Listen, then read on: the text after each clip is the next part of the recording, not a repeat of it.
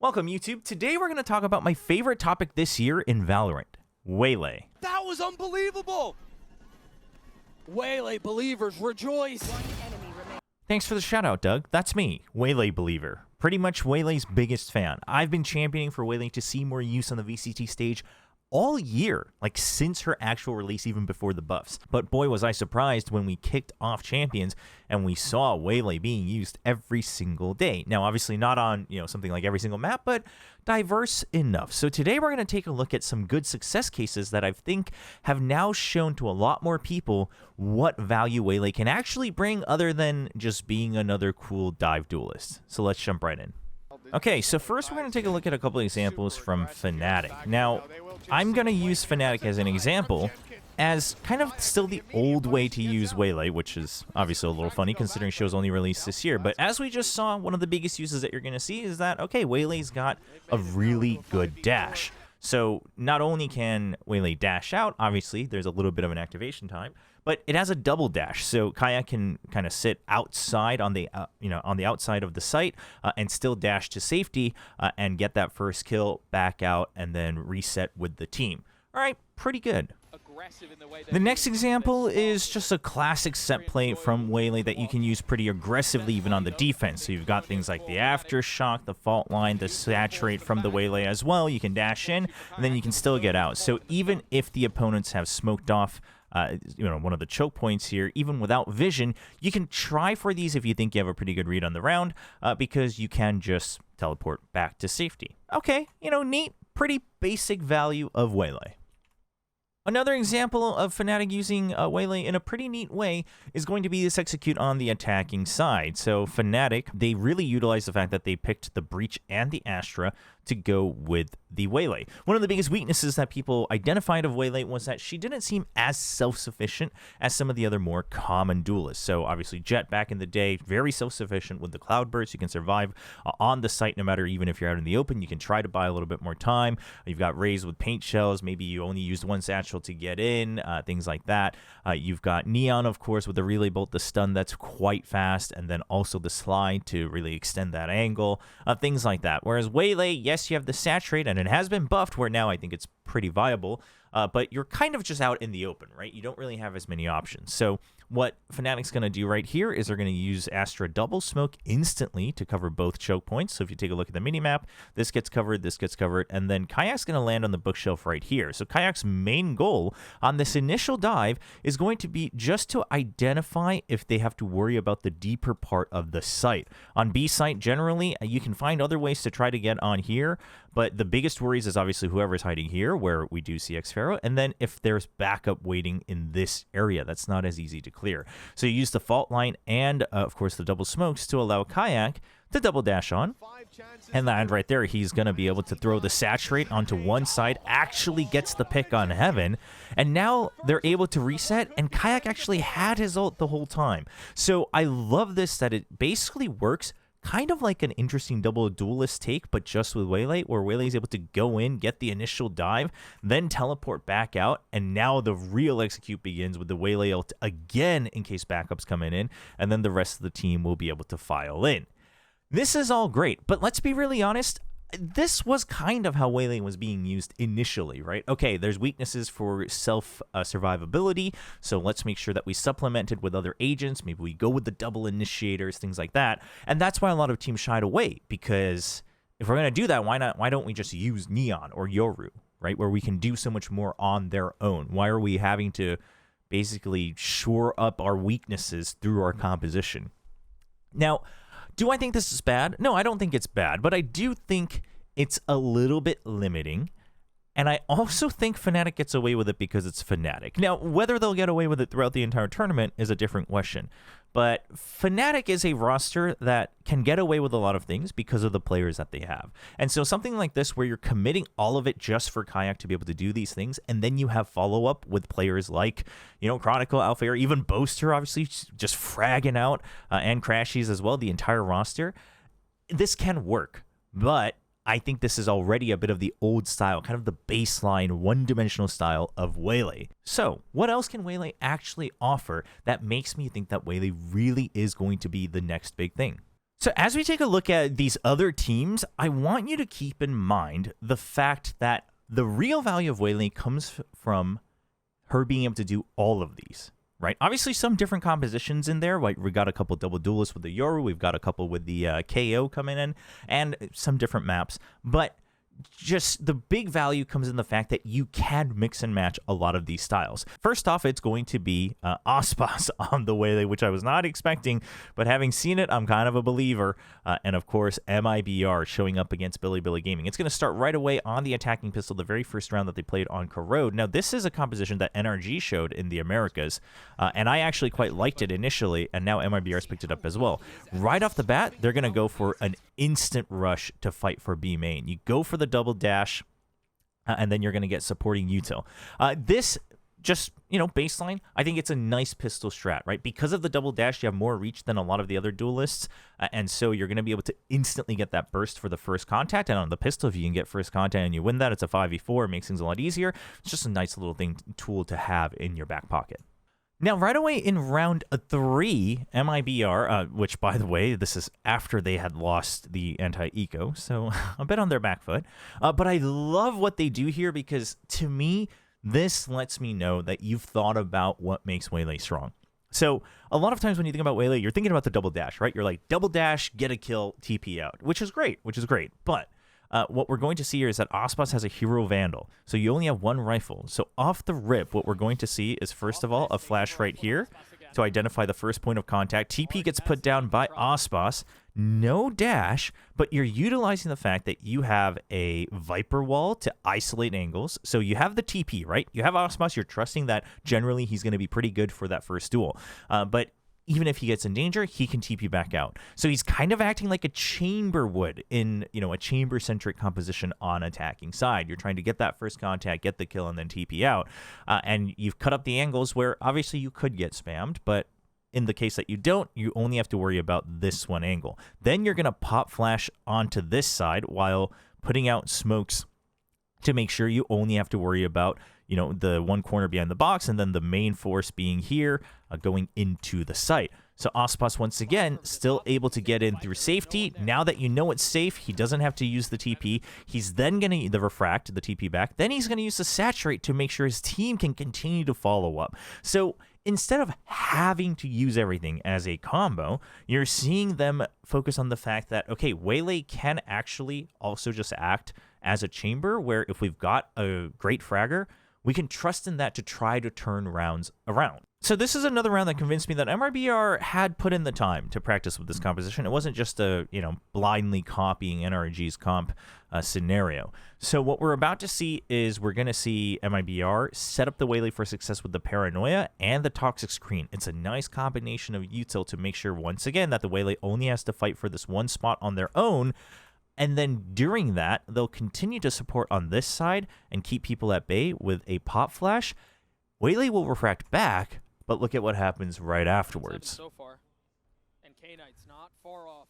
So Paranoia right as you begin the dash so you can secure the kill. Hunter's Fury just to be safe. The refract comes in, and already, while Aspas is on his way out, Cortesia has re-cleared this space to make sure there's no one flooding in. So you've made sure no one's flooding in from this side with the pop flash. They might not have even been able to hear the refract going back immediately. But on top of that, you're securing this space, so it's not just a kill and then like, all right, it's a 5v4, but what do we do with this space? You've made sure that you've secured it.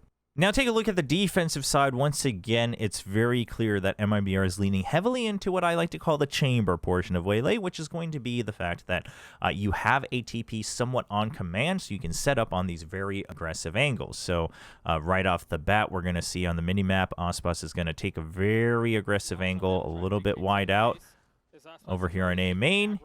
And he's able to do that with safety because he's got the refract on.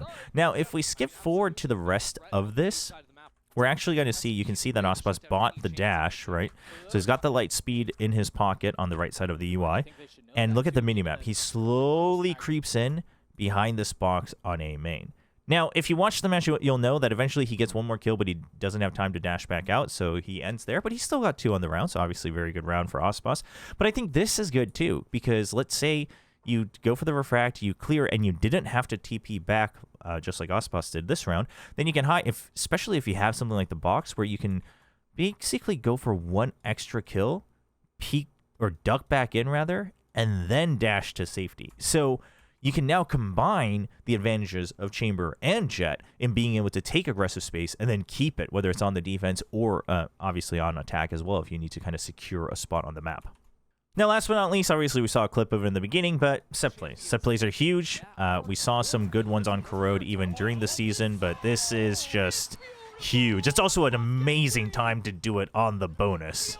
So then let's take a look at the original version, right? So NRG in Americas used the same exact composition with the Waylay and KO and plus Sova, right? Double initiator, double controller with the Omen and Viper. I don't know why I blanked out for a second.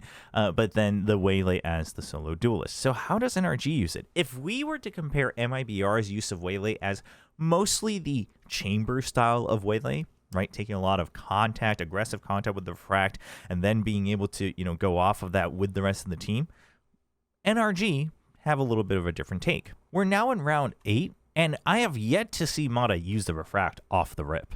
Now, he does have the operator, which he's very good with on defense, especially. In fact, he was kind of worse with it than usual in this game, but now with the operator trusting that he's going to win that first duel, he still doesn't use the refract. And if we see this round start off, he's just going to trust in the util from his teammates, the two initiators, the pop flash to peek out, still doesn't use the refract, and just goes continuing, pushing for an aggressive angle, using the recon as well.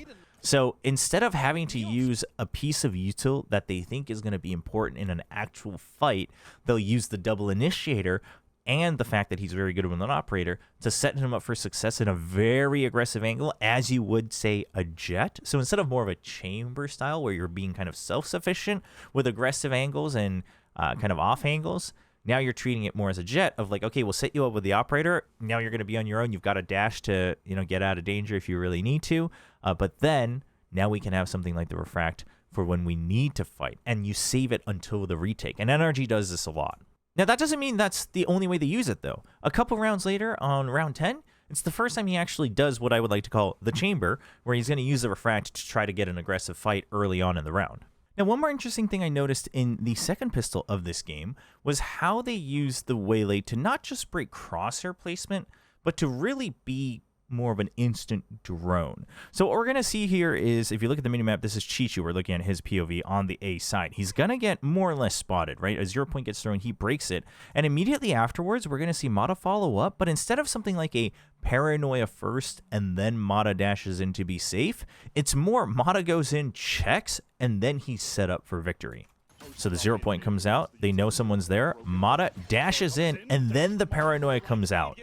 That basically guarantees the trade. It also buys time for the rest of his team to get in. So we've seen one team use the Waylay a bit more as a chamber style, right? Taking aggressive angles with refract, a lot of good refract value. You can change up which angles you're holding. Then we've seen a team that is actually using Mata much more as, I guess, what you would like to call a system duelist, right? As the kind of that active drone that can set up for the team's util and then continue to go take space in the form of Mata on NRG.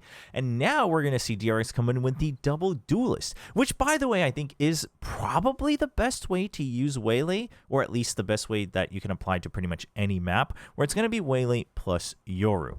DRX plays the Waylay Yoru in a way where Yoru is more or less meant to be the main fragger. The Yoru is supposed to be your main fragger, and the Waylay is really your entry, your space creator, and your scout. So right off the rip on the pistol, what we're going to see is they double down on the fact that Waylay has the double dash, can get that extra reach, and then the Yoru will just fill the site.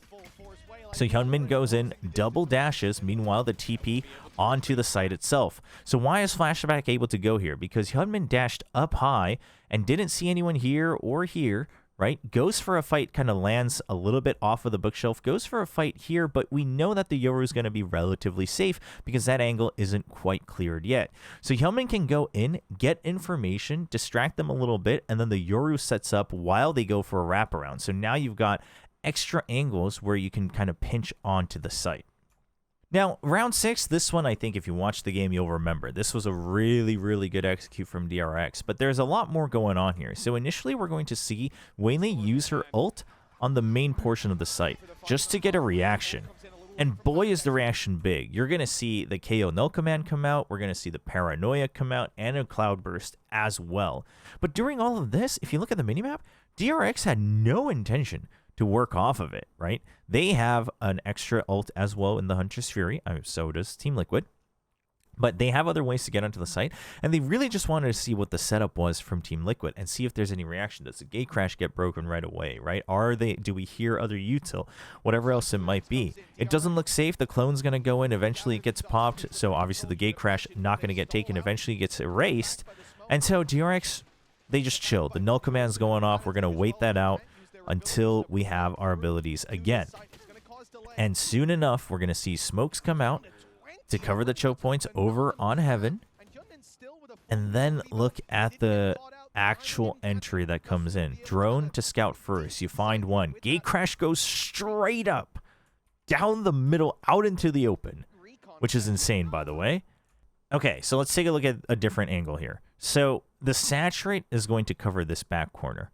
Meanwhile, the paranoia is going to come clear out this area outside or next to or behind, sorry, the bookshelf. And then we're going to see a recon land somewhere up on that wall to make sure it covers Heaven and, you know, anywhere right in the middle of the site as well. So if you look at the minimap, basically you're making sure this side can't fight fair, this can't fight fair, and anyone up here or here is getting spotted. During this, Hyunmin is also going to look to attack on the outside of the site.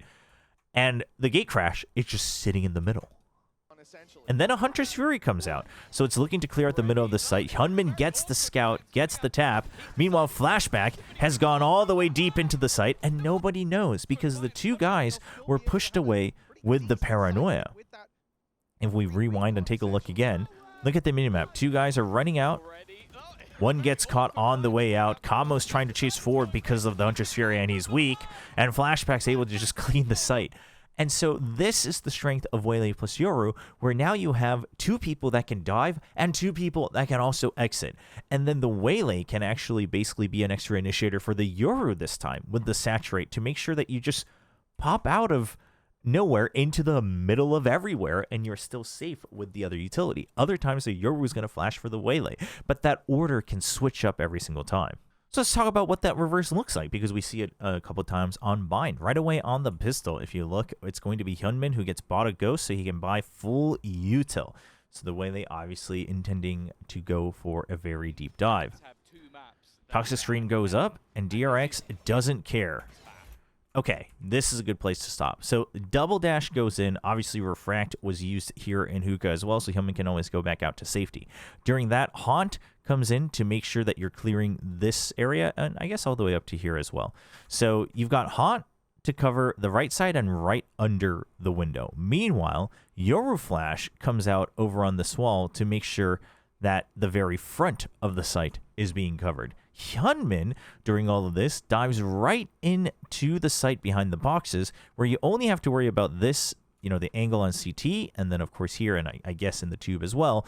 But this area is being covered by the Haunt. So on top of that, Hyunmin really just having to focus on back site. Afterwards, he's going to be able to go for a fight and a saturate as well, and during all of that, the team fills in. But this is a scenario where the Yoru is throwing the flash for the Waylay, and the Waylay is able to get in and go for that aggressive fight. And again, if you have a good Waylay, we saw this from Ospas as well, though, where they really limit test with how late they're going to pull the trigger on the Refract, even if a fight is going on. And so it's very similar to Chambers, right? How late do you go for that TP right before or right after you're able to get a kill? Now, this is a round that I believe I looked at in my other video where I talked about how DRX beat Team Liquid. But what we're going to see here is Waylay being used purely to be a scout. So in some ways similar to how NRG was using it. But immediately, Hyunmin just goes in for the dash. He's looking. He just wants vision, right? So this is being covered by the Haunt a little bit as well. But you have vision of this corner. You obviously actually find Nats here, and you're clearing out this corner. He sees Nats, and a lot of respect, he just immediately TPs back out. But this is all set up to make sure that his teammates can get the front part of the site here on the minimap, where we see on screen actually Bane is standing. And then if you look at the minimap, also Showers. So you already had Flashback in the front portion of Showers, and now that you see Nats, who you're assuming would be the other lurker who might be in Showers, you see him in the site. So Flashback's able to start to creep up a little bit closer to the site as well. So using that again to be more of a scout, a drone, and then if your team is in sync, they can actually just fill that area and secure it. It doesn't have to be the duelist that has to be able to stay there to secure that space. Now, these are 2 rounds that we took a look at in our other video as well, but just big bait and switches, and then the saturate to guarantee that first kill, right? So you dash in, get that reach, the burst, you saturate one member, you know it's a guaranteed kill, but you're not the one that's greeting for it. You dash back out, but your team already is filling those angles to make sure that's a safe trade. It's going to be similar looks here in the last round of the half as well. Gunman going to just be going for that double dash in, saturates backwards, refracts all the way back, and then he's going to be able to trade with Bane. Just the fact that you can do these bait and switches where you're guaranteeing that you're clearing one corner, I think this is so smart because it's also very bind-centric, where bind is a map where you really just want to be able to secure one of these 2 areas, and then the map gets a lot easier, right, on either side. So it's just these like one corner or 2 cubbies that you have to worry about. And if you're able to guarantee that fight, you suddenly just have a lot more options, and you can actually go for rotations a bit later because you know you have tools to win this. And that tool is going to be the Waylay for DRX, where they're able to, go for the early dash here just to clear safe, or you're going in deeper to get scout information and then still saturate backwards and guarantee that fight. Multiple ways where you're able to do this, where there's variations so they can't always pre-fire it as easily.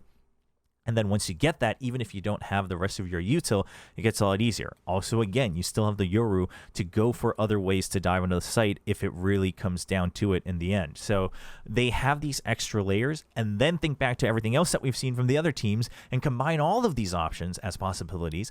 And that is where I see the true value of Waylay.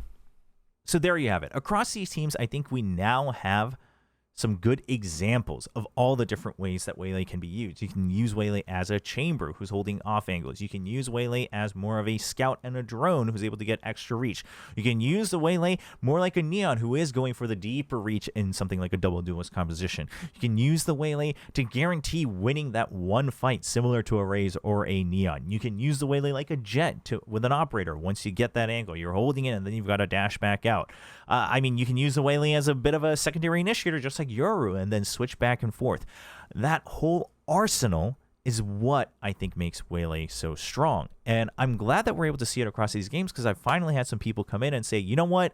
I finally get it. I see why you've been singing Waylay's praises. I didn't believe it at first, but now I've seen it at Champions and I'm liking what I see. And hopefully we get to see more of that come to fruition for the rest of this tournament.